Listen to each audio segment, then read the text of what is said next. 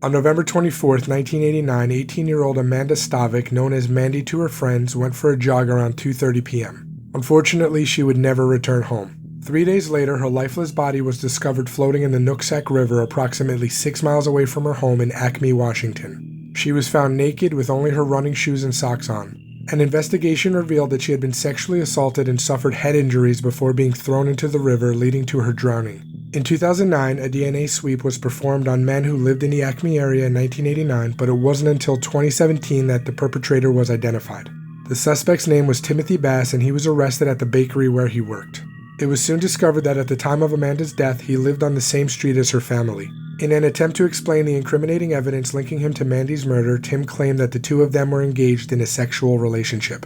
However, on December 12, 2017, Timothy Bass was charged with first-degree murder. He was convicted on May 24, 2019, and sentenced to 320 months in prison for the crime.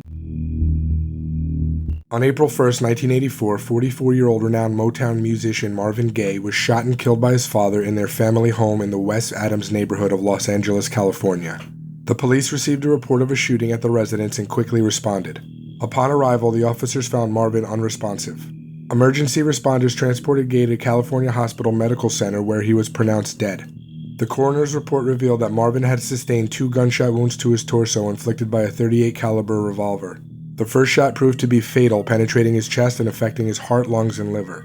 According to police reports, the shooting occurred during a physical altercation between Marvin Gaye's parents. He attempted to intervene, and his father, Marvin Gaye Sr., shot him twice at close range. Initially, Marvin Gaye Sr. faced charges of first-degree murder. However, it was later discovered that he was suffering from a brain tumor, which led to a reduction in his charges. He was convicted of voluntary manslaughter and received a sentence of 6 years in prison in addition to probation. That prison time was suspended, and he ended up not serving any jail time. On the night of June 13, 1996, 18-year-old Angie Dodge's apartment in Idaho Falls, Idaho was broken into and she was brutally murdered while sleeping.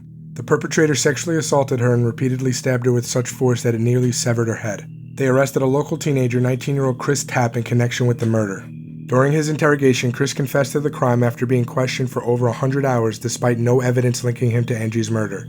He was convicted and sentenced to a minimum of 30 years in prison in 1997. In 2001, Chris recanted his confession, saying it was coerced, raising doubts about his guilt. In 2014, using Ancestry.com, investigators found a familial DNA match to the actual killer. In 2018, the DNA was matched to a cigarette discarded by Brian Dripps in Caldwell, Idaho. Dripps had been living across the street from Angie's family at the time of her murder. Once in custody, he confessed to the crime. In 2021, Brian Dripps pleaded guilty to all charges and he was sentenced to life in prison. Chris Tapp was exonerated of the crime and awarded $11.7 million for wrongful conviction after spending 20 years in prison. On May 3, 2010, 22-year-old Yeardley Love's lifeless body was discovered by her roommate in their apartment around 2:15 a.m.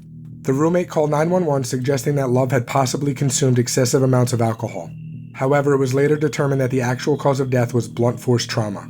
Authorities focused their investigation on Love's on-again, off-again boyfriend, George Hughley V, who also happened to live next door to her.